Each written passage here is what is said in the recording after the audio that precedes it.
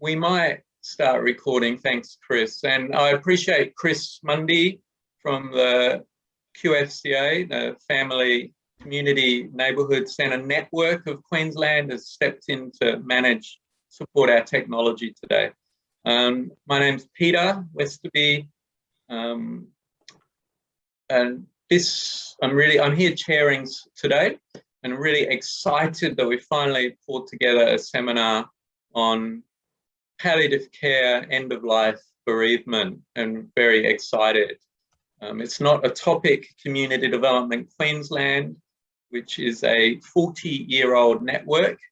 We had our first biannual conference over 40 years ago, and it's a very vibrant, alive network that has an open invitation planning day every February. This year, about 18 of us gathered, and we work out the plan for the year. We're a non-incorporated organisation, but you can find us on the web, and we will put the recording of this session on the CD Queensland seminar resource link. So we're really proud to be doing this with some great people. I'm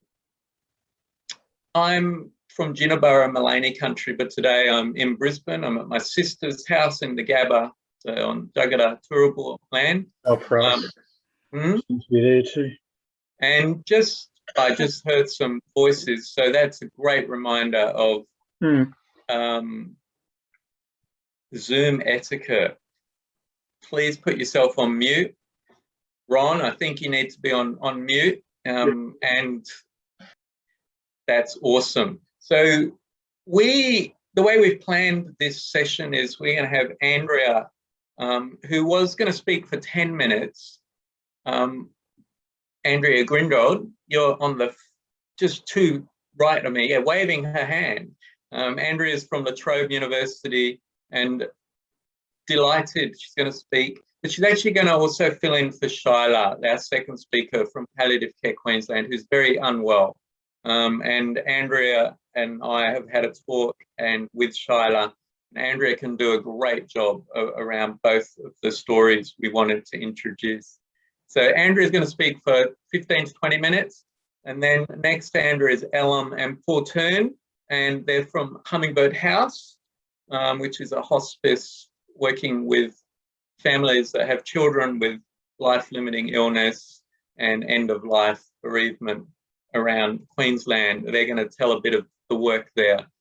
So we will limit it to about 40 minutes, and then we'll work out a process of conversation, question and answers, probably a very small group with this amount of people, and then a large group before we have drinks, okay? So I just want to say, Community Development Queensland has a deep commitment to holding a practice of community development as both a citizen project and a professional project, both and. So I'm aware when I look at people that are on this screen that we have professionals, people that have community development in their job description, and we have people who are citizens who are doing community work in their neighbourhoods or in their regions. And this is a practice of social change, a methodology that is both and we welcome citizens, activists, professionals. So with that kind of background, I really want to introduce Andrea. Andrea, you want to unmute yourself. I kind of don't want to say too much about you, but you gave us a beautiful bio. That you're the research fellow and project manager, public health palliative care unit at La Trobe, and developed what we call the Healthy End of Life project. And I have to say, as someone who's worked in community development for 30 years, been an academic for 15, when I discovered your work 1 year ago, I was like, oh my God, what a relief. Someone who's given a lot of thought to how community development, public health, and palliative care interact in a way that makes sense. So we, in this field, are deeply grateful for your journey and your research, and we're very excited to hear about your journey. But I also, people take note, Andrea isn't just a community development scholar and practitioner, but she loves frog habitats, edible gardening, and chickens. So, you know, Andrea is a remarkably lovely human being as well as a practitioner. And I'm enjoying getting to know you, Andrea. So over to you. Thank you, Peter. Thank you so much, everybody. I'm really excited to be here today. Peter, you're on my, oh, there we go. I can see myself now. I'm really excited to be here today because I am a community development practitioner by early trade, and I spent a lot of my life working in that space, and I've only recently come into this area, and I'm so excited that there's a state network of community development workers, which we don't have in Victoria. I hope you don't mind that today I'm going to tell the story of my experiences coming from both public health, health promotion and community development practice into academia, and then having just finished literally almost hours ago, the amendments to my thesis, my PhD in this area. And I suppose probably like everyone else in this room experiences, once you see the world through a public health, health promotion or community development framework, you can't unsee it. And of course, it therefore shapes all thinking and action and work from then on. So I hope you don't mind that I fumble through this story to share my experiences, and I hope that I can give Sharla's presentation justice by introducing the field and the history of the field as well and where we're going. And I will absolutely keep my presentation to 15 minutes for you. I'll put my stopwatch on here so that I know what I'm doing, because I know that as a storyteller, I think everything's important and everything's interesting, so I can go off. So I'll behave myself, Peter, and you can kick me under the table if you feel that I'm not. Under the virtual table. I will. Yeah. Good day. So a little bit about myself, as I've said. I'm actually a nurse by trade, but I found myself, I was rubbish at that to begin with. And I found myself needing to find another way of working, and I loved working with communities. So I did end up working in health promotion, community development and public health. And initially I spent a lot of my career in the first sort of, 15 to 20 years or so looking at the prevention of violence against women in alcohol and drug area and in food security, and a lot of place-based work from a health promotion perspective, and was working in community health. Then I kind of found myself taking a break from that for a while, and came across a job that was around in palliative care, and I thought that I had never really thought about dying, death and bereavement in my work. And palliative care and dying and death was really interesting to me, and I wanted to explore that further. So I ended up landing this job that was a consultant to the disability and aged care sector. And during that year's work, my health promotion and community development ways got the better of me, and I couldn't stop thinking about all of the issues, the systemic issues, the community development issues. And I suppose that was my big learning curve in introducing end-of-life care within my thinking of a health promotion and community development framework. And I went to the Palliative Care Victoria conference one year, and I met up with Bruce Rumbold, and I said, I'm a health promotion worker and a community development worker, and I'm working in palliative care, and I can't help but wonder how those two things go together, not knowing that there was a whole unit that existed for that work and a body of work. And I landed a job there. And the reason that I landed a job there was because I wanted to start thinking about evaluation, because in that job, in consulting to aged care and disability, I came across some of the most appalling deaths that I'd ever witnessed and I'd ever heard about from palliative care nurses, and that was people living with intellectual disability. And no matter how much I tried to think about the issues that needed to be redressed in that system, I ended up coming away after meeting with my partners, my industry-based partners in that sort of sector who are working in community living services, with more issues and more problems that I went in with. And I just simply couldn't wrestle away out of coming into a sort of solution-focused approach. And so that really was the catalyst for me wanting to do research as both a health promotion practitioner and a community development worker in thinking about what we could change and what we could do differently to improve the end-of-life care outcomes of people living with intellectual disability. And there was a particular story about a woman called Rosie, and I'm happy to share that story, that we ended up writing up as part of a research project, who died of dementia after a lifelong experience of living with Down syndrome. And her death was a good one, but it was just by chance and by luck. She died well despite the systems and the structures, not because of them. And that was what I was really interested in changing. So I found myself at the unit taking on a health promotion officer role at that point in time. And it's called the Public Health Palliative Care Unit at La Trobe University. The previous people in that job were palliative care nurses with an interest in health promotion and an interest in community development. And I came into that role as a public health practitioner, encompassing health promotion and CD, and I'll just use public health from now on, with an interest in palliative care, so the opposite way around. And the first thing that I noticed about the public health palliative care field was that the majority of work was being done by palliative care professionals in a healthcare setting, or palliative care academics.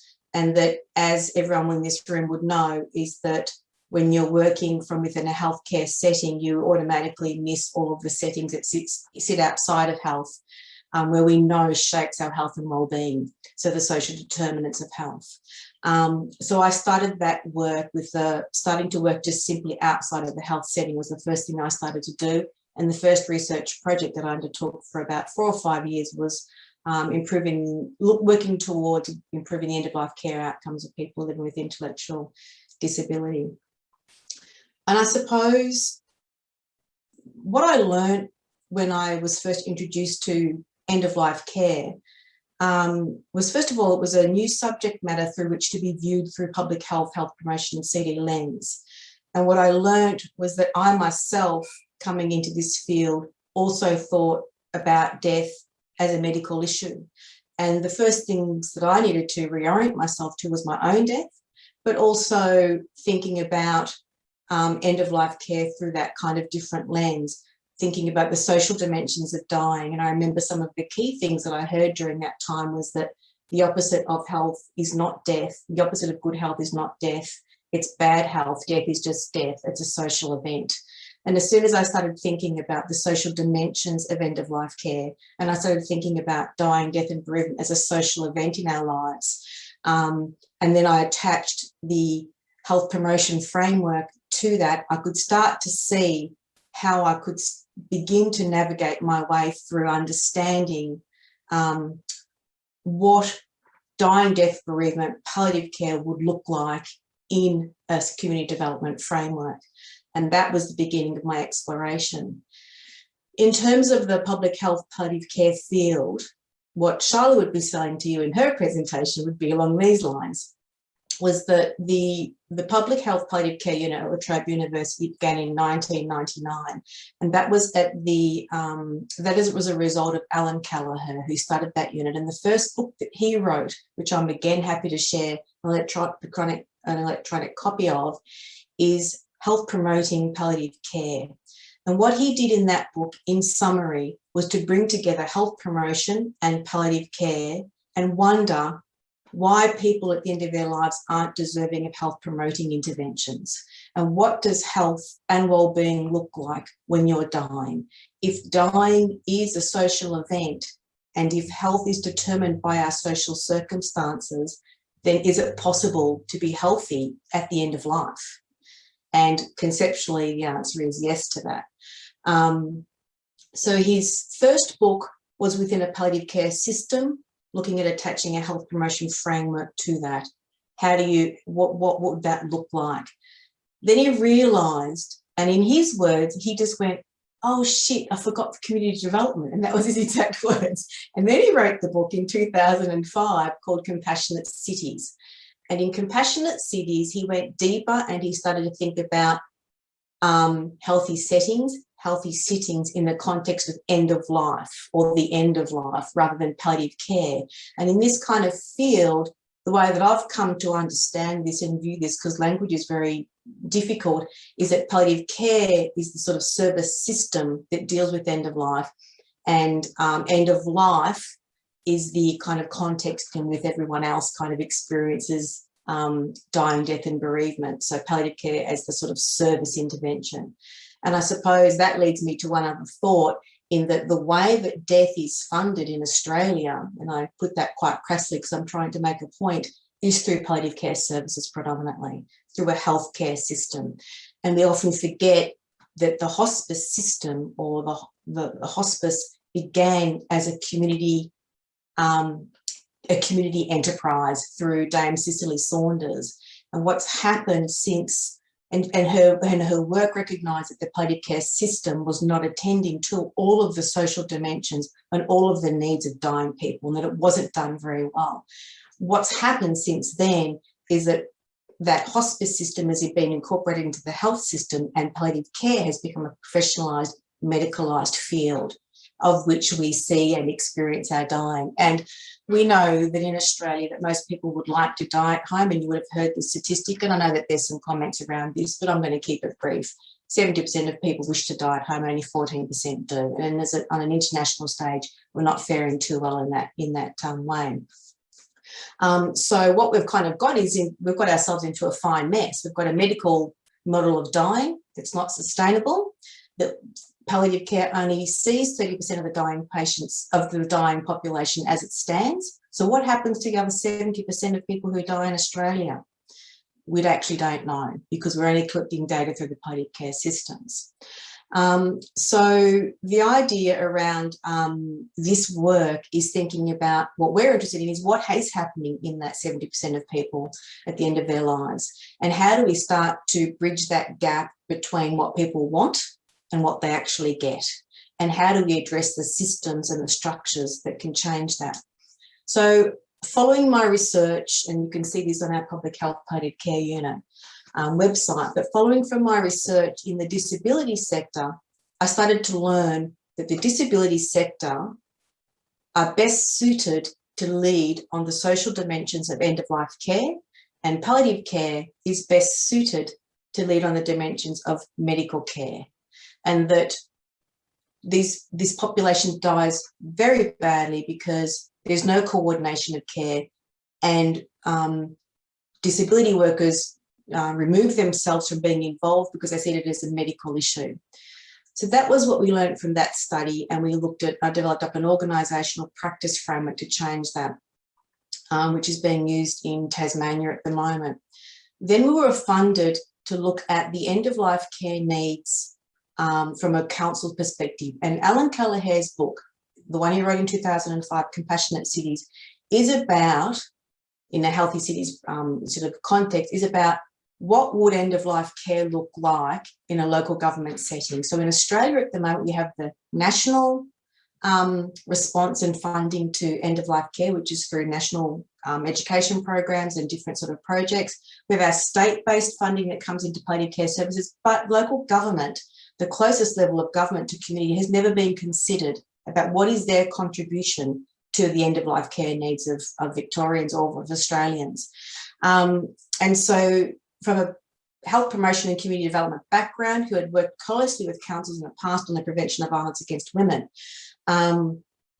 it seemed like that what was needed was a study to look at actually implementing Alan Kelleher's 2005 book. And we did that through 2016 to 2019. We were funded by the state government to incorporate end of life into local government policy planning and practice, and to explore what does end of life look like if councils were to take on that role.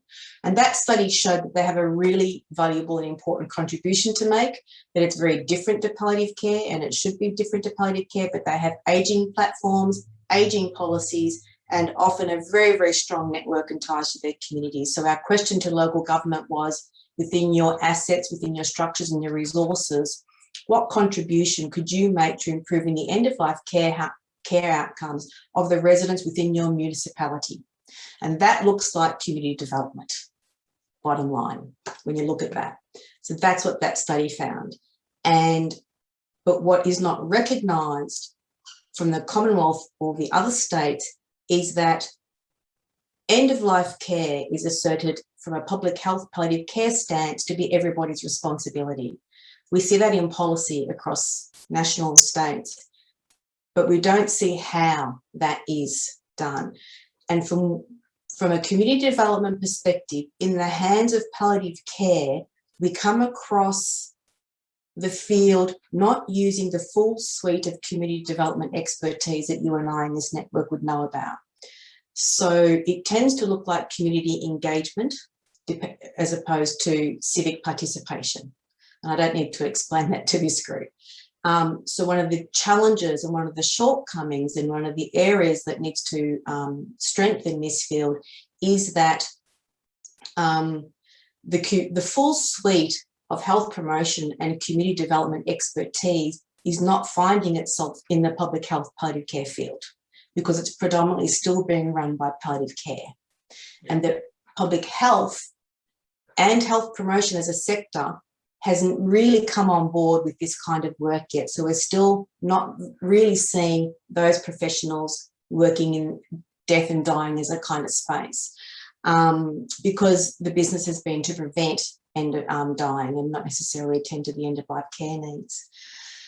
So with that in mind, what I realised was that there was no resources specifically available to support evidence-based public health, palliative care or community development practice. And so I set about actually doing some research in my own community, on my own back, because I just wanted to understand more about what it would look like if I lived in a community where if 70% of the people wanted to die at home, 70% could.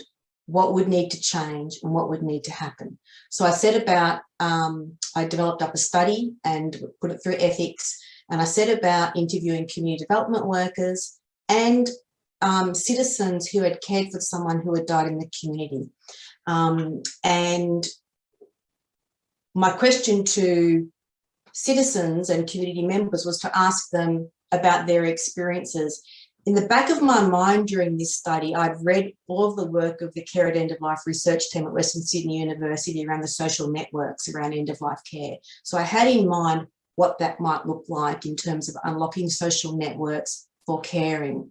But what I really wanted to know was there was a lot of work being done in individual social networks and how they are mobilised around a dying person at home, but there wasn't very much around community networks and how to unlock a whole community to have a place-based approach to collaborative care. So in this study, I also asked community development workers, musicians and artists, council workers, what would it look like in your job if you incorporated the end of life into your work? And we started Andrea, this is the equivalent kick under the, another few minutes. Yes. Yes, I am with you.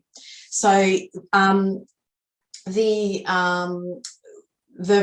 key findings were that in developing a community development approach was that whenever I was speaking to someone, and especially to citizens, they kept on talking about their experience of not asking for help when they really, really needed it, despite having great networks, and not accepting help when it was offered to them.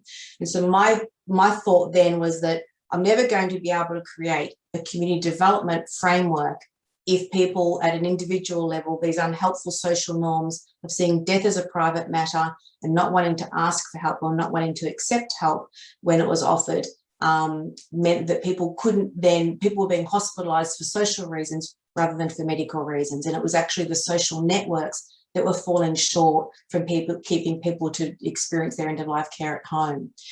So I developed up the Healthy End-of-Life Framework. The acronym is HELP, asking for and accepting help. It sounds simple right now. It took me a year to come up with that name. It was ridiculous. And basically, the framework is looking at unlocking those two social norms of asking for and accepting help at an individual level, using two key approaches, which is having public discourse to reorient and change the culture to a collaborative culture where dying is seen as a public matter, not a private matter, and creating community care networks to look at healthy end of life as the principles for end of life care. And I also incorporated 7 key community development strategies, and I put this in the framework, and Peter will provide a link for that. But that was because health professionals were doing this work and they kept not thinking about leading from behind, planning your exit strategies from the outset, and how to build sustainable community capability and community capacity from the outside. And so those 7 principles are there to remind people about evidence-based community development principles. And then I developed up 7 areas for community-driven action based on the Ottawa Charter for Health Promotion. And I put them in Ps because of a healthy end of life: planning, practice, policy, place-based work, partnerships, participation, to make sure that people were including the most vulnerable citizens within their framework. So the Healthy End of Life program and project absolutely uses health promotion, the Ottawa Charter for Health Promotion and community development as the central frameworks for organising and thinking about end of life within those settings. And it is now being used by the council setting or the local government setting, and we've also adapted this to the disability setting because, as we all know here, those community development principles of citizen and civic engagement sits across all facets and all aspects of sector settings and organisations. And I will just finish right there because Peter's wagging his finger. Thank you. And time is up. I hope I did that justice. Yeah, look, I know it's a super hard ask because you have all this international, national, local government context, and there's a lot more you would have liked to say: a compassionate community movement, Groundswell Australia.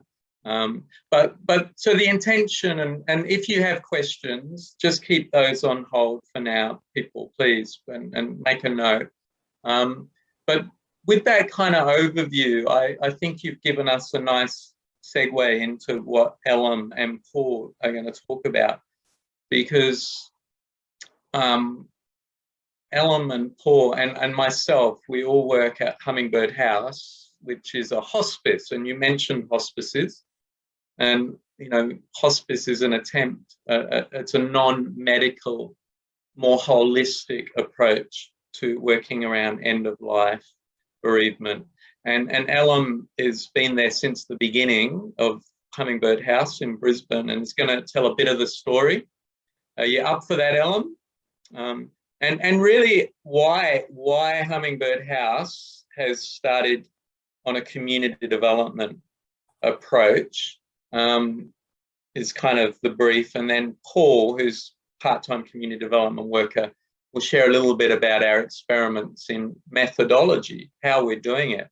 And I'm just conscious, I don't want to speak too much, but, you know, we're doing cross-cultural conversation here, community development workers, you know, public health space, a hospice space. There might be language things that we miss, and they can be addressed in questions. So, you know, Hummingbird House, for example, is palliative care, end of life, but it's pediatrics. We're working with children, and it's often where quite innovative spaces take place. And part of why we wanted Hummingbird House is to recognise end of life isn't just for people who are old and ageing, it's across the whole of life. So with that, I hand over to you, Ellen. It's great to have Ellen Day. How do I introduce you, Ellen? Like, what do you want to say who you are? People have the bio. Yeah. I'll just check that you can hear us all right. We've got quite a bit of noise outside the front door here, but yeah, just let me know if that's an issue. Firstly, thanks to Peter for obviously I'm sorry, I wasn't expecting to see us big on screen. That's a bit yes, so thanks to Peter for the role in organising this, but also to Andrea for not only for joining and speaking today, but I think anything that I have to say that sounds useful or kind of innovative or that kind of thing, the work we're able to do at Hummingbird House, you know, since before the house was even built, you know, I came on board while the house was sort of the foundations and the sort of building was being formed. You know, Hummingbird House was literally founded on partnerships, and I think that's one of the things that has been found so foundational to the house. And what that has meant is that you know, bodies of knowledge and research and work that's been going on for many, many years has been able to be harnessed and kind of put into action in a specific context. So I think we've done some great work in terms of how that has landed on the ground. But I just really want to acknowledge that particularly, the public health, but the compassionate communities movement has been so influential since, you know, not long at all after I came on board, and it just, so many elements of that aligned. So in the 5 minutes, just Ellen, because this is partly a dialogue. We've mentioned compassionate communities a couple of times, so people might not know. So this is kind of a movement that's attempting to do what Andrea said, like change the social norms. It's okay to ask for help. It's okay to offer help. It's citizens being involved in this end of life. Is that what we're talking about? Yeah, absolutely. Recognizing, so those ideas of recognizing that death and dying and bereavement, you know, is everyone's business. It's not the idea of it having been sequestered into healthcare. You know, you could parallel something similar. I mean, they work in very different ways, but in terms of the advocacy and the activism around things like the home birth movement and things like that, or you know, there's many areas, whether at birth or at end of life, that where kind of people becoming active in the community to be supportive. I mean, we can post links about that in the chat there. But compassionate communities, I suppose, has grown out of Alan Kelleher's work. You know, that public health and promotion and palliative care that Andrea was speaking to. So that's been really influential for us at the house. And so Hummingbird House, please do have a look at the website. I won't use this time to speak purely about the sort of stats of the service, but just to share with you, we recently revisited the vision and mission and values of the organization, given that we're coming up to 5 years old. And framing that, I think, really speaks to this commitment to not only death and dying, but families who are experiencing a child who is dying. So we care for, you know, children from the point of birth right through until you know, the other side of 18, really 19 and 20 even. But our vision, you know, has been reframed to be every family in Queensland may be connected to a community that knows how to care for them in life, in death, and in bereavement, and really to have the central kind of focus on the value of community, rather than the central value or place being on us as a you know, one of many healthcare providers involved in those families' lives, I think is really an important thing. So I'm just going to keep an eye on my timer here as well. So in thinking about how that came to be, I think we've been informed and influenced by that significant body of work around trying to bring these concerns back into the community space. And one of the areas that there are many challenging and difficult things about working in a hospice, specifically working in a children's hospice. But actually the death and the dying side of that, as heartbreaking and devastating as that is for the parents and families who see that, it's also often one of the most gentle and tender and love-filled experiences that, you know, we're so honored to walk alongside families at this time. But one of the things that is incredibly difficult that we see again and again, and this has really stuck with me, is the isolation that bereaved parents and bereaved families experience after their child has died. And it's kind of those aftershocks of what Andrea was speaking about in terms of that health system and palliative care becoming specialized, that there's this belief then that to care for a family, for example, who are bereaved, that only a specialist could do that, or that every bereaved family therefore needs to go and see psychiatrist or psychologist or counselor or something like this.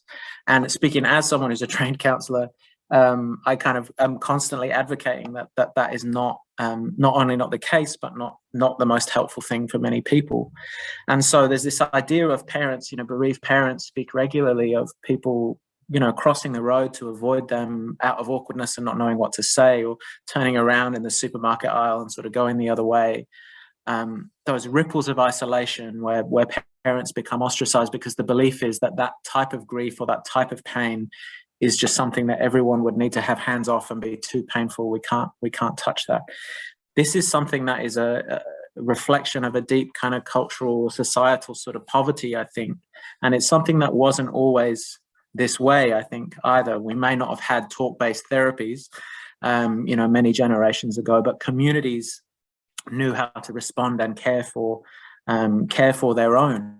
As we sit in this, we're sitting in Rockhampton at the moment, a place where floods are a common thing that occur. And the photo up behind us on the wall is of the community, outside the front of a chemist many generations ago, kind of in boats and trying to repair the town and make sure everyone's all right. It's those kind of ideas being transferred into caring for families and to palliative care is something that Hummingbird House has really tried to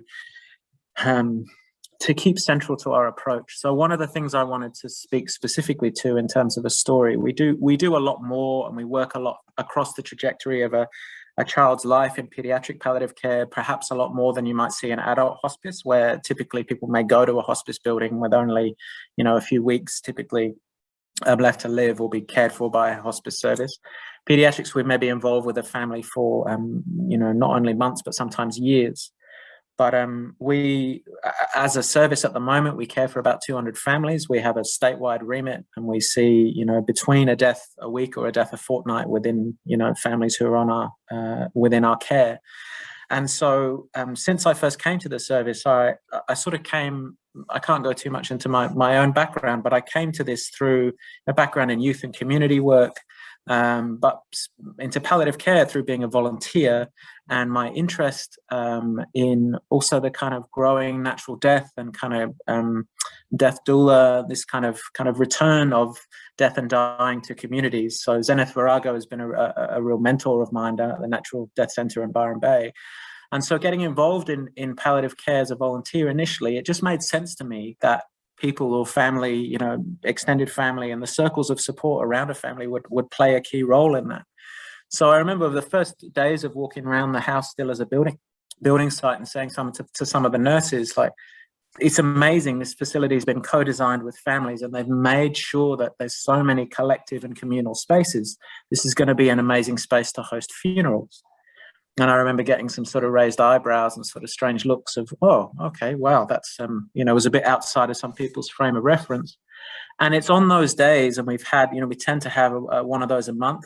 It's not the right fit for every family, but for some families, using our hospice as that venue for a funeral after their child has died is exactly the right fit, because they don't have connection to a spiritual or faith community, or the family might be separated, so they need a sort of neutral territory, or we're just the right fit. And so on those days, this highly accredited and specialized kind of private hospital basically feels and looks like a community center, where we can have scores of people come in, and families can decorate the space, and aunties and uncles can do catering, and other people are making sure that the slideshow and the photos and those things are going on, and someone else in the family network might even be the celebrant. And so this is just kind of one spotlight example of the role in which I think we're trying to quite intentionally mess with this idea of who holds power in some of these spaces. These are questions that are very important to me. And so trying to provide a space when a child is still alive, whenever we welcome families through our front door as they are dying or after they've died, the things that we see that families need are, a sense of connection and belonging and love, as well as all of the specialized, medical experts and all of the elements of holistic care. The idea of being able to provide a sense of connection and belonging and love to families is something that there's parts of that are quite easy to do, but there are parts of that often health professionals and paid professionals are quite unfamiliar with knowing how to do. And so I think building a culture that has that kind of somehow implicitly woven into it means that it's almost a case that we play an important role of reminding people. And I'm wary of not wanting to romanticize life when it was like this picture up above. There's a lot of things that, I think there's a risk of that. But I do think people, grandparents really get it. They really understand when you talk about the ways in which death and dying was maybe approached more than a few generations ago. But people need reminding that the value of their neighbours' support in those initial weeks and months after in their bereavement, when the funeral's finished and the rest of the world's going back to normal, those neighbours who keep showing up and offer to walk the dog, or pick kids up from school, or take the car in for a service, or do those other things that just feel too hard. Why is that any less important than the bereavement counsellor that everyone thinks is the most important thing that a parent or a sibling might need? And so just trying to remind families of the importance of these things, and then find our way, and Paul will talk more to this as I hand over, like find our way into those communities, or kind of points of connection in those communities where they exist. Because families often do have these networks, but it's recognizing the value of the neighbor as much as the paid professional, and how we can maybe then question, how do we enhance those sense of connections within communities? So I think I'll stop there and hand to Paul. Yeah. Thanks, Alan. Do you want to say something, Peter? Paul is part of the new community development team at Hummingbird House, and I'm the other half. Between the two of us, we make up a worker, and we're on a journey.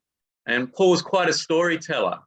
And Paul, you haven't got long. How are you going to do this? Thanks for that introduction, Peter. Elam has just started the timer on his phone, and he's put it in a very intimidating position. Well, I just want to say thanks to Andrea. Thanks to everybody for this so far. It's really heartening to have this sense of connection with fellow travellers on this. And it's inspired me to sort of start with what I'd add something to it, is that we're talking about what can happen in communities for the families that we're engaged with, and the families we're not engaged with, but we know are there.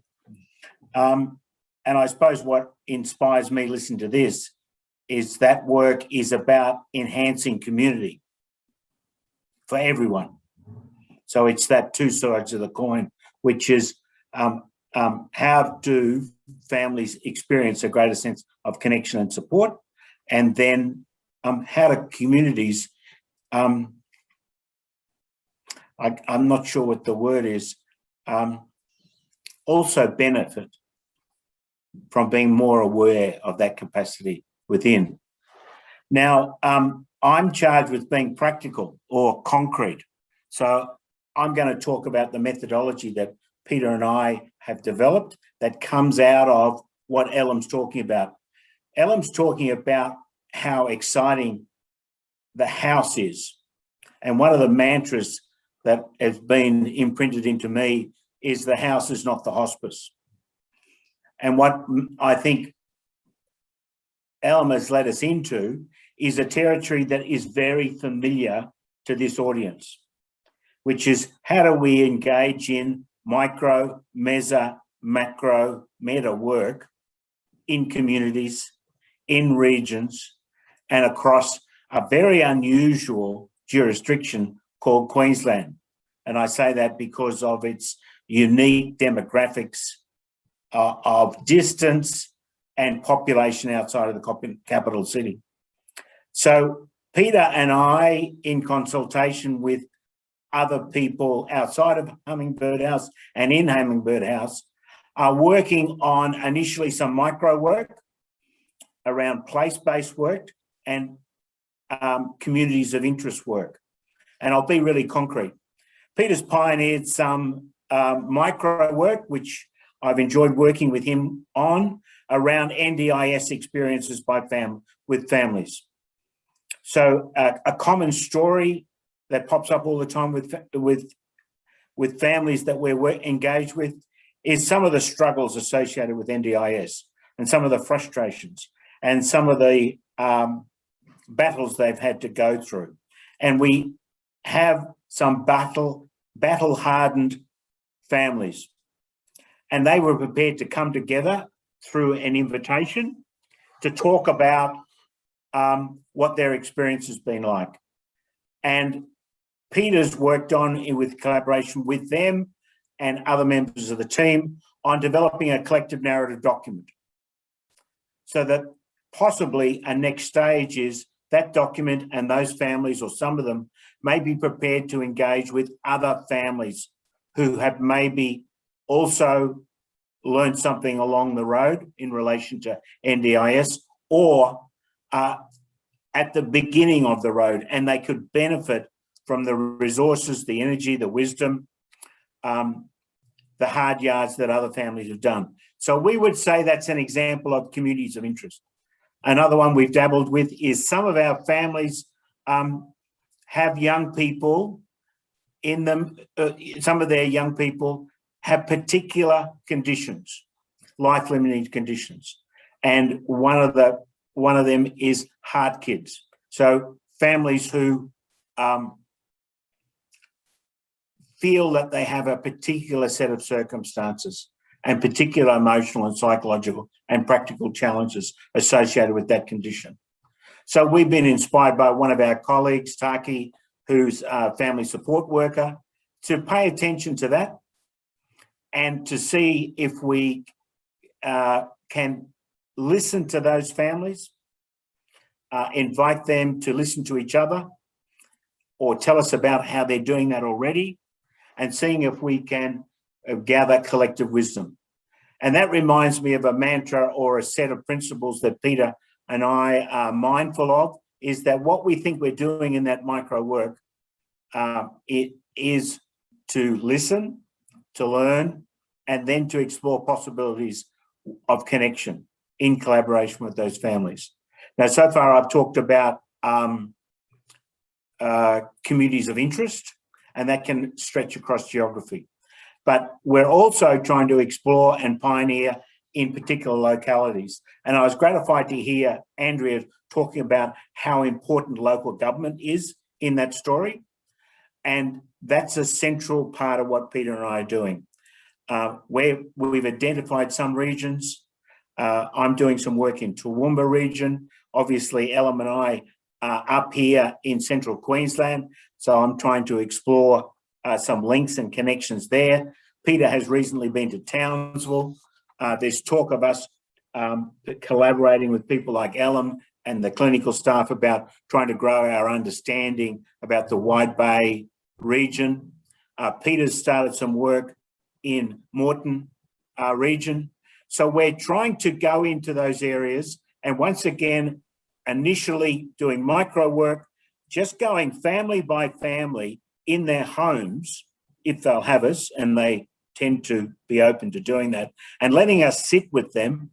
And my experience so far is that's a couple hours of conversation, and engage in deep listening and see what you can learn from them, from their experience, and then try and process that, form it up into some sort of way where you give that back to them, check if we've heard accurately, explore possibilities about their willingness to share their experience with other people. So, for example, I'm trying to see, and Peter's doing similar things, about family by family, and if there's a clusters of family in a region who are interested in coming together physically or by Zoom or whatever, creating opportunities and facilitating that connectedness and learning more.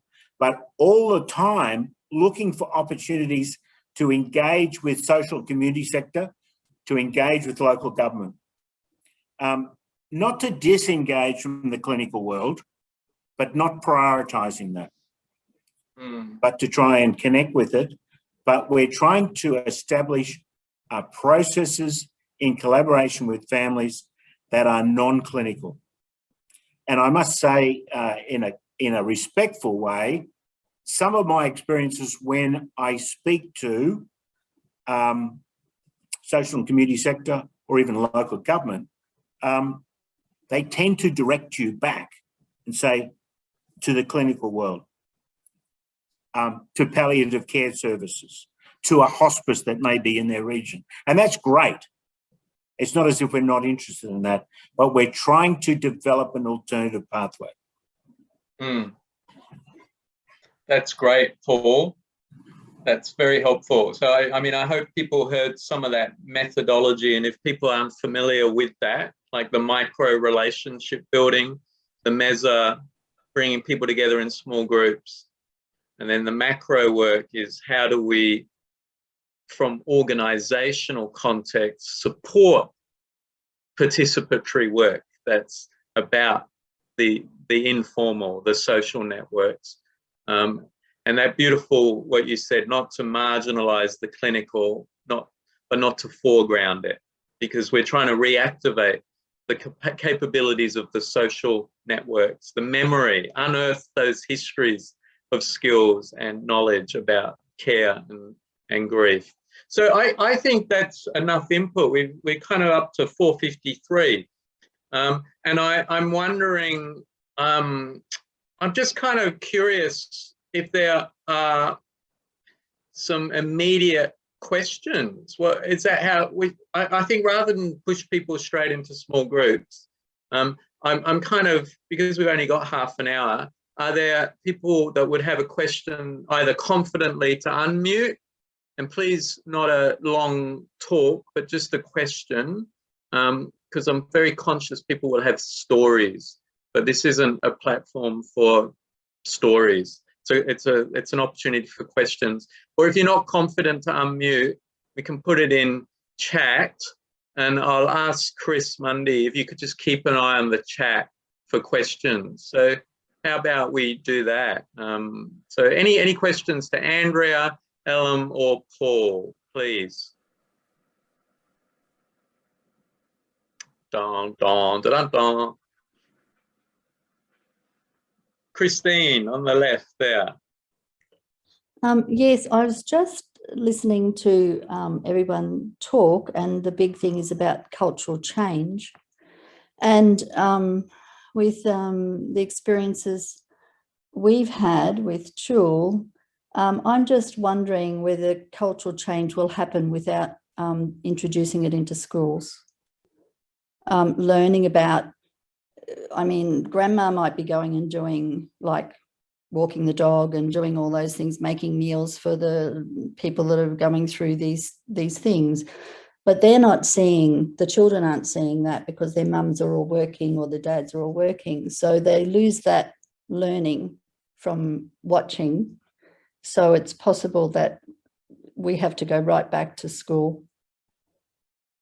Yeah, that's a good question. Anyone from Andrea, Ellen, want to respond to that? I know Shyla would have liked to if she was with us. There's certainly some interesting work taking place in schools, Palliative Care Queensland. But anyone want to, I think people would agree with you, Christine. You know, how do we bring cultural change? Yeah. Paul? I think Andrea's unmuted. No, you're muted, Andrea. Yeah, thank you so much, Christine. I have a background in education and schooling, and I kind of walked away from it in a rather superior way because I just wanted to do community development work. But it didn't take me long to realise that was a very naive and foolish move.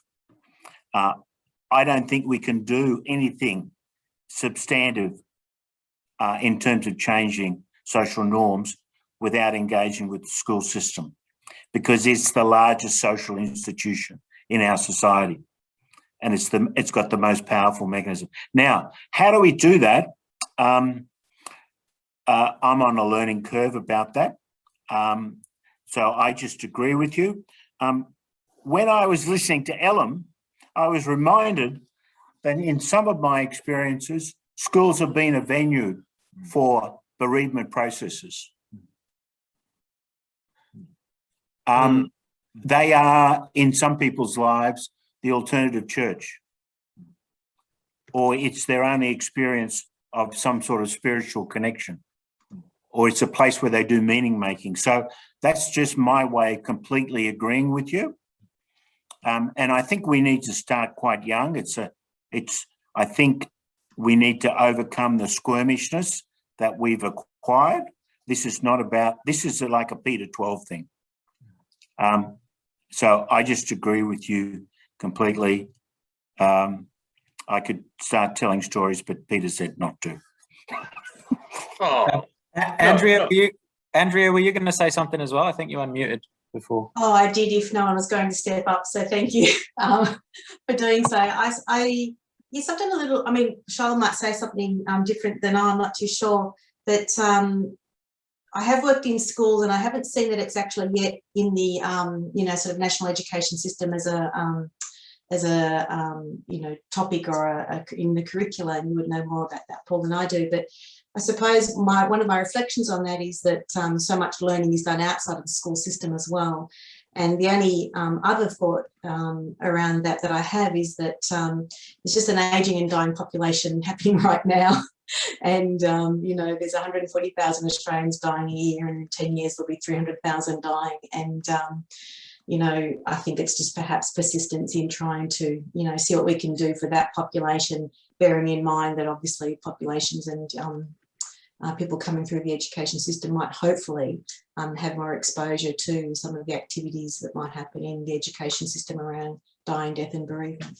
And I do know that when children are involved in, or students are involved in programs that I've been a part of, it certainly does find its way back into the home in the dinner table conversations, which is, you know, a really useful outcome of those sorts of education interventions as well.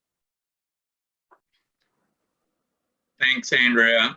I just put in the chat, there's also a whole new practice around what's called last aid, alongside the very familiar first aid. You know, and something that's being rolled out or talked about being rolled out in schools, ways of people talking about this. If I could just add something really briefly, Peter.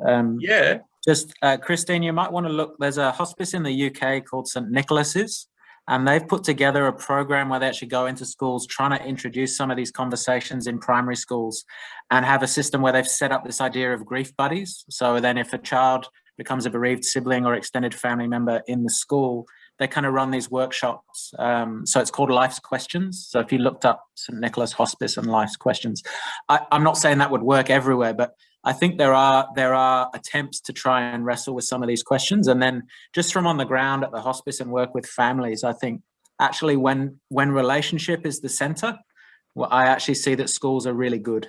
Schools know how to care for students and families. I think it's those questions at that larger systemic level that really need a lot more work. Yeah. Yeah. And oh, sorry, I was also coming from the learning about the community development side as well.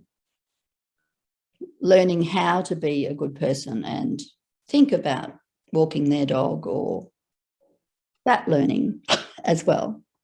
Yeah, look, and I think part of what Andrea was the research about social norms is these two things.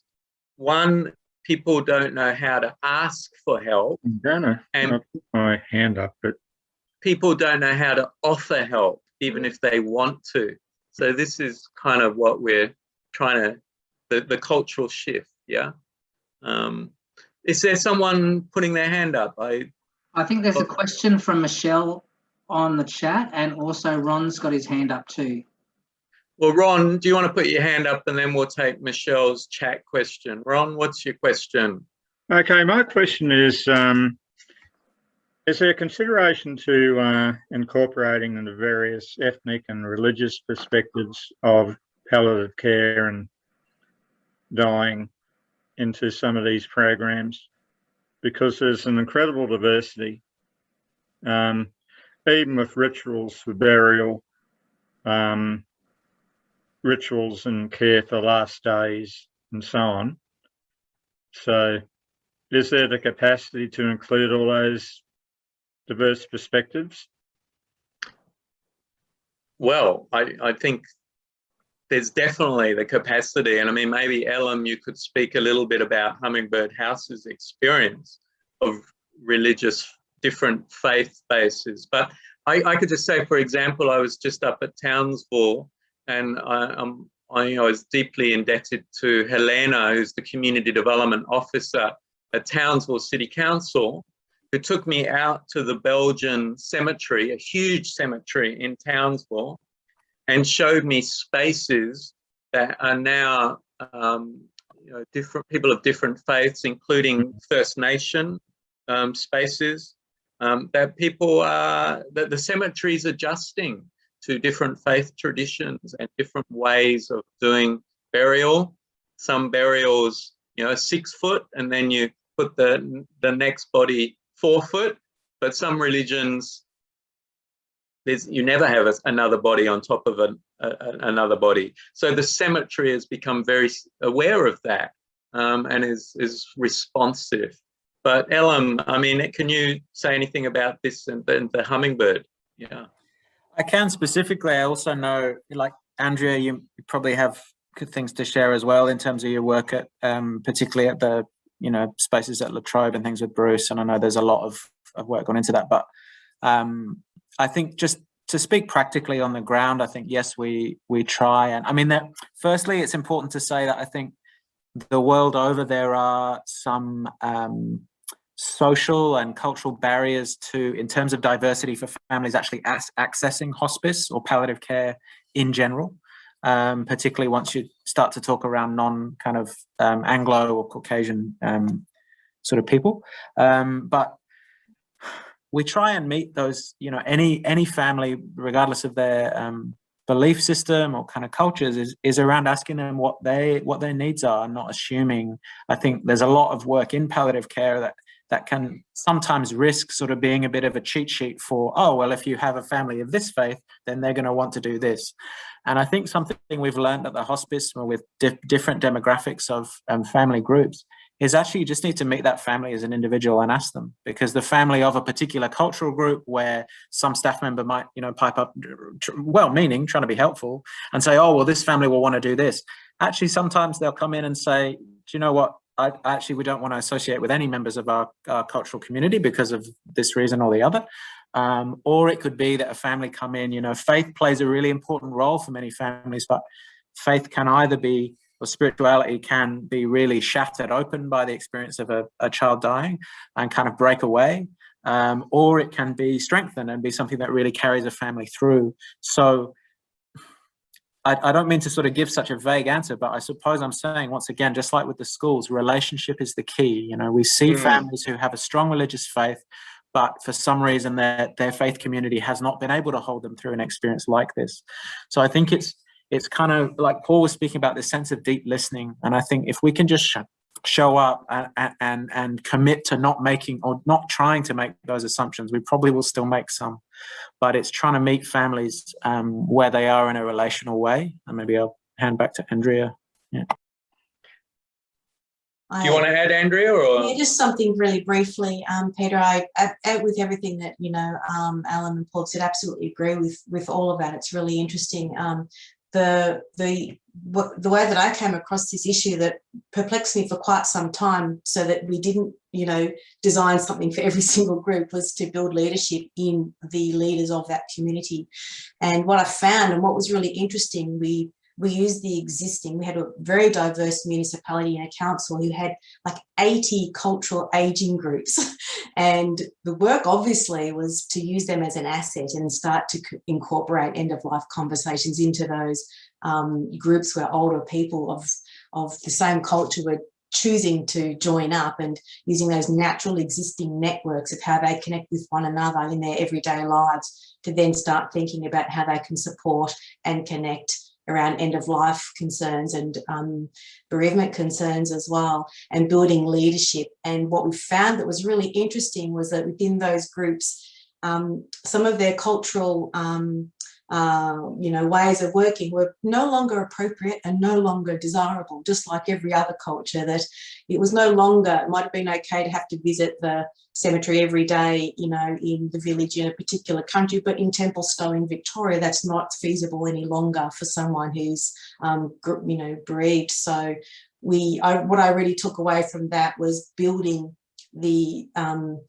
looking for the assets of people who have the intimate and expert knowledge and the connections, to then work with them. How's that working for you now? And for them to then think about changing what they would like to do. And we had that with a Greek community who then decided that they wouldn't have burials anymore, which is against the Orthodox community. And they then had a go-to person for cremation. So it was lovely to see these communities changing because it worked better for them and stepping outside of that on their own volition, with us, very much at the back of it. Thank you. Chris, you mentioned Michelle's question. So Ellen, Paul, Andrea, or the questions around Michelle, background in community development and allied health, currently working as a massage therapist, and how do these tools or the combination of them, allied health, massage, assist people in end-of-life care? So it's not a question I can answer. Well, Ellen, I think this is yours again, or Paul. yeah, but I'm going to give him a segue. I'm going to be a bit corny, but it all depends on the relationship. When you say allied health, I get excited because I love OTs. I've had lots of good experiences with them. But when I think about it, it was really, I had great relationships with some OTs. So it'd be about some listening, some learning, and some connecting. So sure, maybe it's more productive to go to certain gardens to see what you can find in there, but you've still got to work out what's in there. And you know, every discipline's a broad church. Yeah. Yeah. Yeah, I think you know, following on from that, the first thing that came to mind actually was, you know, some of the best training, professional or otherwise, I've ever encountered was the volunteer training I had at the adult hospice in Brisbane, you know, some decade ago or so. And an integral part of that training was, you know, the almond oil came out, and it was sort of massage for hands and feet, as, you know, get prepared as a volunteer that, you know, this might be something you can offer and have a role in doing. And just that intimacy of touch. I'm not suggesting then that a volunteer would have the same skill as an allied health, you know, massage therapist. But I suppose what I mean is, like at Hummingbird House, touch and sort of intimacy and care for children is very much there, but it's often the carers, you know, the mums and dads who haven't had a massage or a, you know, kind of beauty treatment or a haircut or those sorts of things that so many people take for granted in such a long time, that actually we've been able to just, again, partner with organizations sort of coming in or be able to connect them in the community. So maybe I'm wondering, you know, sort of that might not always be picked up. But in a medical model, it's patient-focused care, right? Now we talk about guests, you know, so rather than just guest focused, how can we be focused on the whole family? So maybe what's the role of massage or those kind of things, not only for the person with the illness, but for the you know, it's that, I suppose it's a bit cliched in terms of who cares for the carer, but it is not only so true, but it's an uphill battle often almost to try and dialogue with people around how valuable it actually is to sort of invest in resourcing themselves when you're trying to care for someone with a chronic illness. So I think, you know, that being as applied to the carer as the person with the illness is just something else that comes to mind. I'm not sure if that answers your question or if that's helpful, but. Are there any other questions that people, you know, as I was listening to some of what was just unfolding, can you not hear me? Ron has his hand up. Ron's got his hand up again, or has he just left it up? I think Ron might have left his hand up from last time. Ron? Yep, no question. I'm done. I'll put that down. Yes, okay. I'm thinking, you know, when we're talking about shifting these social norms, a couple of things come to mind. I've been with Ellen on a couple of interview panels at Hummingbird House. And one of the questions I loved Ellen asking potential workers is, what's your relationship to grief? And it's a good question, because if people don't have a grief practice, a familiarity with turning towards grief, then it's hard to change these social norms. If we live in a culture that wants to avoid grief, we can't really have the conversations. And you know, it brings me back, and I don't want to reveal too much, but when I was a 16-year-old boy in Australia, my 3-year-old brother drowned. And what struck me was how my parents, we had a social network that disappeared because no one could face the grief that my parents were experiencing. And I've always lived with, what would it have been like if a few of the friends of my parents were able to sit with the grief of my parents and not run away? And I think this is kind of crucial to this question of shifting the norms as well. And I wanted to also say that because Ellen is part of a team that's running this workshop, Grief Tendering. And email me if you want more details about this. So it's really an attempt to kind of explore, how do we tender grief in a society that really doesn't really like to attend to it? Yeah. So that's my little story, and it's kind of why I'm in this work. How do we shift this norm? But any other questions? It's 5:15. We've got time for a few more. Tricia has one. Tricia, thanks, Christine, for watching out. Where's Tricia? It's a continuation of the point that you just made, actually. Can you hear Can me? you be louder or get closer to your microphone, Tricia? It's a continuation of the comment that you just made. Can you hear that? Just, yes. It's about how, and it may be too early to make a comment on this yet, but internationally what's happening with COVID, if the attitude to grief and loss is becoming more public to that internationally, and Australia is sort of behind that because we're not experiencing that level of grief at the moment. I'm wondering if the attitude worldwide will slowly change. Yeah, that's a beautiful observation and question. And I think, Andrea mentioned this earlier today. In community development work, one of the key movements is from private to public. What people thought was a private issue, dying, is a public issue. It's shared and all of our concern. And we're saying grief is the same. And Tricia, I think you're asking, we're all in this COVID together, and could it lead to a more public understanding of grief? Yeah. And any thoughts from Ellen, Paul, Andrea? Otherwise, it's really just a good question to live with. Or it's like, if you're running a neighborhood center now, and I really do say this to you, you're running a neighborhood center or you have influence, what is the opportunity in your community right now to host a public conversation about grief? It's a pretty good opportunity. Yeah. So thanks, Tricia. Any thoughts?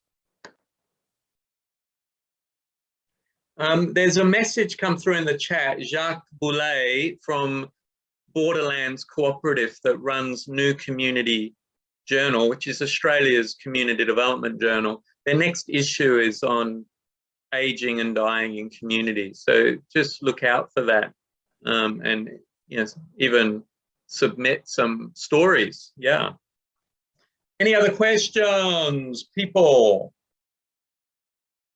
Is it drinks time already?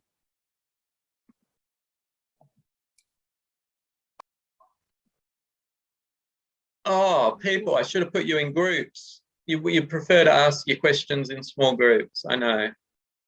I suppose I can fill some time in between. I think just following on from Tricia's question, and Andrea posted something in the chat about people not only dying alone in COVID but also grieving alone as well. And I think, I don't want to make any grand statements about what's happening in other parts of the world, but I think one of the things that has surprised me most is that, like, I understand why from the economic perspective there's this kind of huge push to quote unquote get things back to normal or try and find normal again.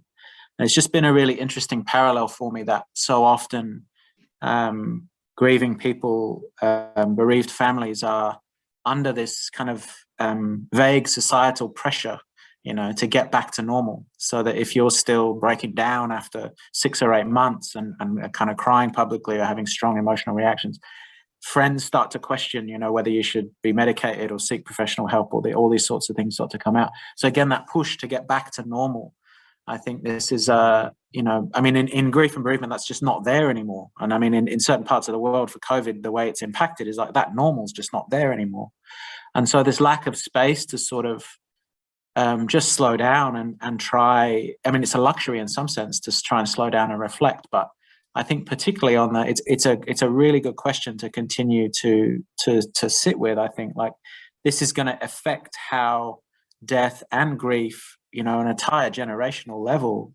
So many parts of the world are so have just been, so affected by this that I think it is something definitely that will really affect the landscape. Yeah. Can I in dialogue with you, Ellen, there, just because if you stay unmuted, that part of the, I guess, misunderstanding of grief is that kind of notion that, you know, you'll get over it, that, you know, you've had enough time, you know, and like particularly our workplaces, it's like, well, how long do you let someone grieve? And then it's like, now get back to work and get on with it. And really we've learned that grief is a life journey, and it's about a grief practice that you come back to. And, you know, at Hummingbird House, for example, we have a day once a year that Ellen hosts where bereaved parents get to come and, you know, remember the name of their child who's died, and to share their grief. And they often say things like, no one mentions the name of my child anymore, you know, and it's great to be able to come here and remember the name of my child. So, you know, it's like, I haven't got over it 5 years later. I want to come back and grieve again. Yeah. So I'm just wondering, Ellen, if that question of time, what you would say. Yeah. I've rambled on. No, I think it's an excellent question, but I mean, to pick up more on the part, I suppose, of how do we remember the dead, and this is something that many, especially traditional Indigenous cultures, have implicit. You know, we wouldn't use the word necessarily technologies for it, but they have inbuilt structures that is such a regular part of everyday life. That has become so separated for many different reasons. But it's a question that I see many families struggle with, you know, beyond the material memory making of the, you know, jewelry or artwork or things like this, which absolutely are doorways and sort of gates through into that memory. The inability of the sort of wider society to have collective ways of holding and remembering the dead, the idea of even talking to the dead, in sort of, you know, general Australian society, outside of some cultural or religious kind of spaces, that is not the normal reality, which in many parts of the world it has been and continues to be. So I think the question of relationship, once again, is just really central. How little support there is for people to learn how to kind of be in dialogue with the shifting nature of relationship after someone has died. And so grief theory, you know, Freud's an excellent example because, you know, while trying to do this kind of formative work on what it meant to support, you know, and psychoanalyze people who were grieving, he absolutely had this idea of, that's a book that should close and you should move on from it and leave it behind. All ideas now that we know are not helpful. At the same time, for many years after, he's writing in his private journals, still actively mourning the death of his daughter, and not able to let that go at all. So it's kind of like he's like betrayed by his own, you know, heart or kind of experience in some ways. I didn't know that story. That's a great story. So, yeah, I think relationship coming back to questions of what it means to be in relationship in those ways are really important questions to ask, and ones that absolutely you can start, you know, in everyday ways. And I think that's what we do with families, again, is to not come in with some grand framework of what a good death or kind of good grief or these kind of things, like that's not a script. That how is that in relationship in your life and in your, you know, community or something. Yeah. I'm just going to put the lights on. It's getting pretty dark. Yeah. Any other hands up? Otherwise, we will start bringing to it. Paul, you're on mute, Paul. Yeah, but I'm back now. Galaj, is it Galaj? Galaj, sorry. Your hand's up. Someone want? No, I don't need to go first. Go ahead. Yeah. Go Yes. for it. Okay. Thank you. Peter, this is because I'm working in a residential aged care setting as a social worker student for my placement. So I'm wondering from the beginning, how can we just apply that CD principle to that residential aged care setting? It's sometimes I feel like it's really hard to connect with the families and how to just share the grief and pain with them, like how to do the things with the family support and the institutional within the institutional context. So if there's any thoughts about that.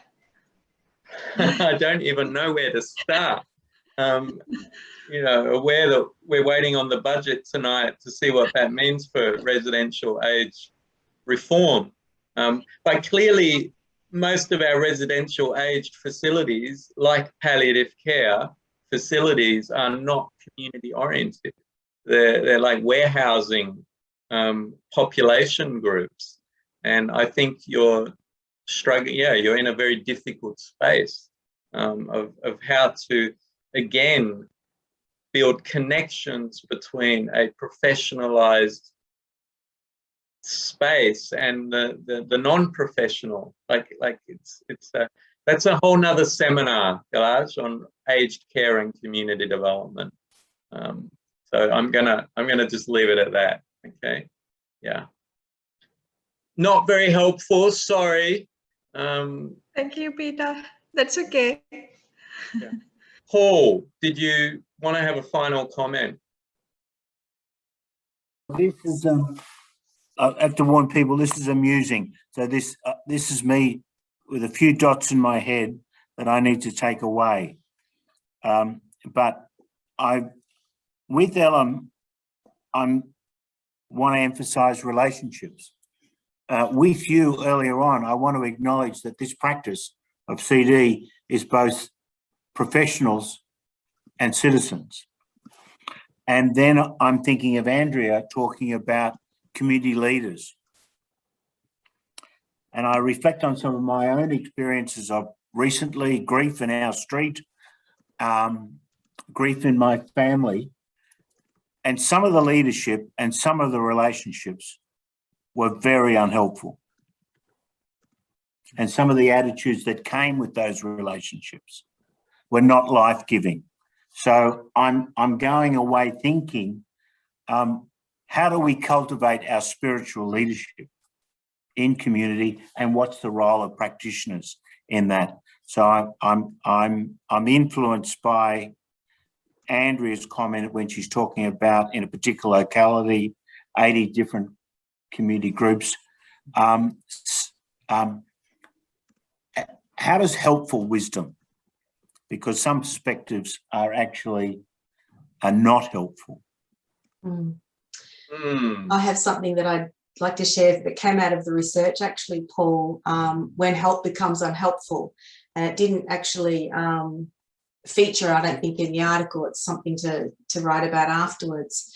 And I was really reflecting on exactly those unhelpful responses in the community environment that were forthcoming, and that the community members who had lived experiences of caring for someone who was dying was really disruptive for them. And one particular person was a community leader, as was her husband, who was dying. And this is not my term, but she called them the do-gooders and the God-botherers. who thought that they had great advice and was always telling her how she should be experiencing, how she should be caring. And it really, her comment really reflected on what I wanted to do in creating a collaborative culture. Was when we're in an organisation, we have policies that direct our behaviour, our appropriate behaviour. But in a community culture, when people say harmful things and do harmful things all the time, and that's just part of life. We're not ever going to stop. People saying hurtful things and misinformed comments are always going to come. But one of the ways that I started to think about that was to think about what help isn't, and what it, more than what it is, but what it isn't. And working with the community on determining their collaborative work and what their culture is, and making that very clear to people who are joining their community networks from the very outset. We're about this, but we're not about this. And the only way that I could see that we could start to wrangle that unhelpful behaviour was for the community themselves to reinforce what it is and what it wasn't, and to call it out when they saw it. And I think that one thing that I was learning through that, what I learned from that research, was that community members are often very good at being able to, it was about naming the unnamed and being able to identify, articulate it, and having a narrative of how to address it with one another in a community setting, so that there was a dominant culture that that supported new people coming into that environment to think in similar ways that were helpful, and building the capability in the community leaders to understand how to navigate those processes, because they became the go-to people in the community around matters concerning dying, death and grief. Yeah, that's helpful, Andrea. And I think, it's raised many questions for me, because it's like community norms, who's got the power, who gets to set the agendas, but how does a community evaluate themselves what is helpful and unhelpful? And I've sat at Hummingbird House, for example, with grandparent morning tea, bereaved grandparents, and you see these interesting dynamics where one grandparent might say, "It's okay, you'll see your grandchild in heaven, don't," and you can see another grandparent saying, "I don't believe that." But, it's sort of like, but still they're supporting each other, but it's unhelpful. So it's very interesting, these kind of dynamics, yeah. But yeah, and it was, we started to think about how when the community member was being supported, how it was absolutely critical that they were leading the journey, that everyone else was behind them leading, and they were taking the lead in all aspects of it. Yep. Or they had a close companion who was very intimate, who knew that lead of when it was appropriate and useful to enter the house to support, or when it was just best to leave the food on the doorstep and never come inside. And that speaks to the kind of inner circle and the outer circle, where people's valuable contribution may be that they never walk inside that house. They just come and collect the dogs and put the bins out and mow the nature strip, and that's their contribution without ever saying a word to that family. And when you've got an organising kind of circle of care, for want of a better word, there's interesting things to consider. Yeah, I think I hope people get interested in this field and we can have more collaboration. Sachita, you've got a question. It's probably the last one. So without pressure, I hope it's a good question. And then we'll kind of move into informal drinks. Sachita. Hi, hello everybody. I'm a social work graduate student. I'm also working in a aged care facilities. So I have most of my questions have been answered in some way, but I have a distinct experience to share with related with the grief. It's my own lived experience. I lost my parents when I was pregnant with my first child, and it was really painful experience I went through because I lost both of my parents within 18 months of time. And it was such a strong grief, and they were like very healthy person, and all of a sudden I lost them. So, you know, the spiritual connection has become such a powerful tool for me to get through all this painful experience during that time, and giving a new hope, and seeing the life in a different way. So I compare my grief with my sister, who has also been through the same pain, because she lost her parents as well as me. But, you know, she's still very hard to get through it. Where I compare myself, I can talk about my parents, like with the time when we spend in hospitals and other things. So at the level, I have been kind of overcome through the painful experience of grief and that tragedy and loss, where my sister just still stopped there. And I find the fundamental difference why we are experiencing the same incident in a quite a different way is that because I'm practicing and I'm kind of like spiritually aware, and I have been practicing meditations, and I keep on understanding the life and afterlife, and you know, so she is kind of lacking behind that. So is that the thing we can use as in a social work practice as a powerful tool to work with the grief and trauma? That's my question. Yeah, it's a thank you, Sachita. I mean, for sharing such a personal story and being able to observe professionally in the story. And Ella, I'm not a social worker, so I'm kind of gonna. I mean, Ella, if you want to respond, yeah. And well, neither am I, but counsellor might be close. But in terms of yeah, thank you for sharing that story. I think the thing that strikes me is you know, the sense of how people make meaning and find connection through death and through grief are central questions and challenges to experiences that those who live on after a death, after a bereavement, are kind of sit with. And I think they are significant questions that are, you know, certainly CD plays a role in helping and making spaces for people to connect with each other. But, you know, Andrea shared at the beginning when she first sort of got that CD role, kind of at the Palliative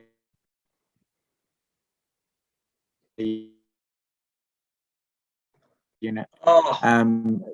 I don't want to, I'm not saying this is a direct quote, but you mentioned something around needing to reorient your own understanding, and that, you know, more than any, you know, oh, hello, can you hear me? You can. So yeah, this idea of reorientation to your own death has been one of the most helpful things, I think, in certainly either my professional or personal practice in this area. And I think it's one of the things that is an invitation to all of us, that it is not the time when we are caring for someone who is dying or receive diagnosis of an illness ourselves is an even more challenging and more difficult time to start to sit with those questions.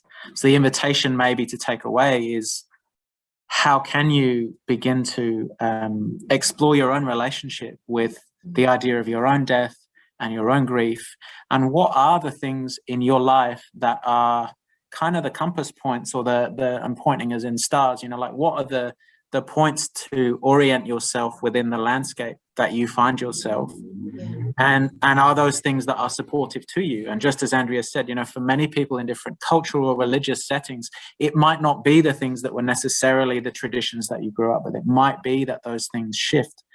But I think that this is work for us. You know, we often talk about this at the hospice, that this is work that really crosses over a quite intimate threshold, you know, from the private to the public, of how do we sit with these great mysteries.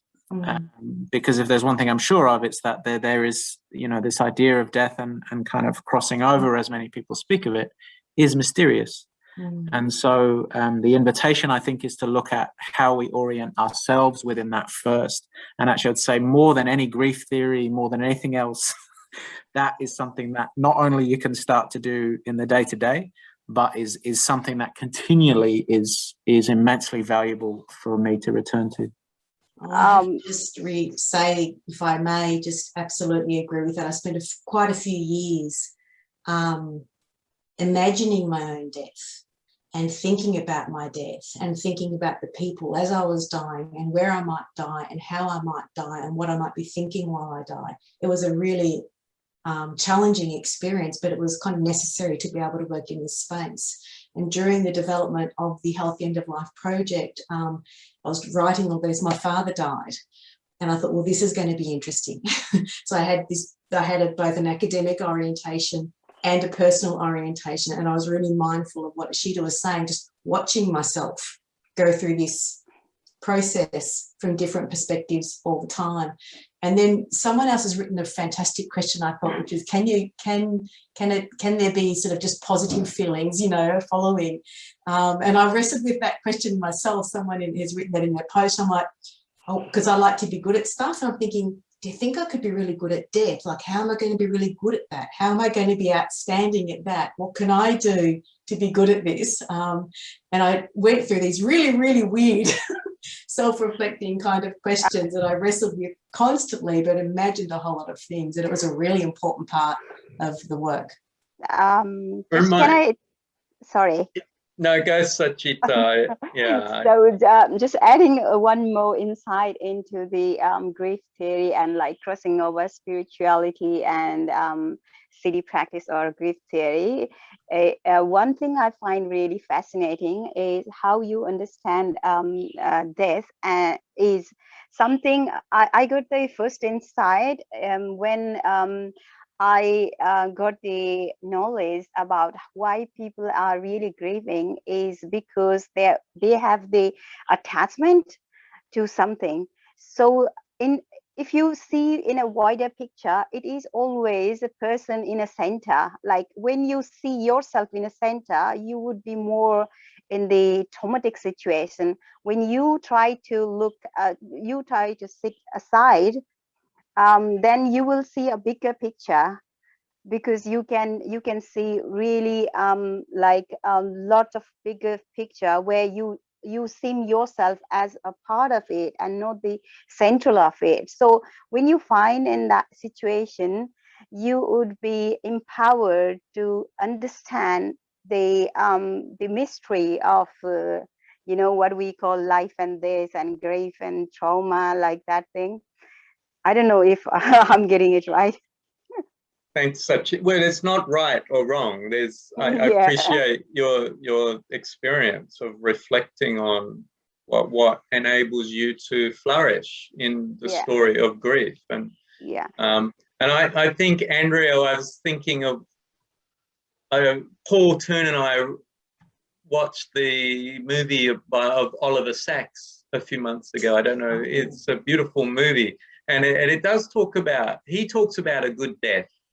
And I mean, the last few weeks, he's surrounded by friends who, he has obviously the beautiful opportunity to know he's dying a year in advance. And, he gathers his friends and there's lots of storytelling. And, and this is the thing, the community, he has the social networks.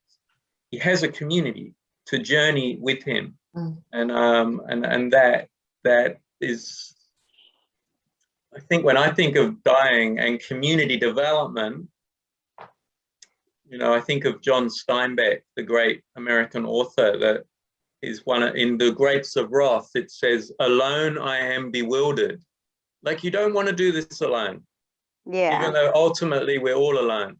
It is about community. And I think, I want to kind of finish this as the chair, because we promised we'd have drinking opportunity. But, community development. So we're trying to actually build community around this public issue. And I really urge people who have influence in their organization, their networks, to incorporate this topic into their work. So we appreciate you turning up. We've dropped from 35 to 16. I can see 16 people. I've put in the message, you know, you're welcome to leave at any time, or you're welcome to stay for another 15 minutes. I need to go to the toilet, and I want to grab a glass of wine. So feel free to do those things and disappear or stay around. But I want to thank our speakers, Andrea, Ellen and Paul. Much appreciation. Those of us around, thank you. Thank I you don't know. so much. And everyone else who's participated and offered. Thanks for Chris for hosting the technology. Yeah, so please, yeah, stay around or enjoy your evening with the budget. Not, all right? Okay.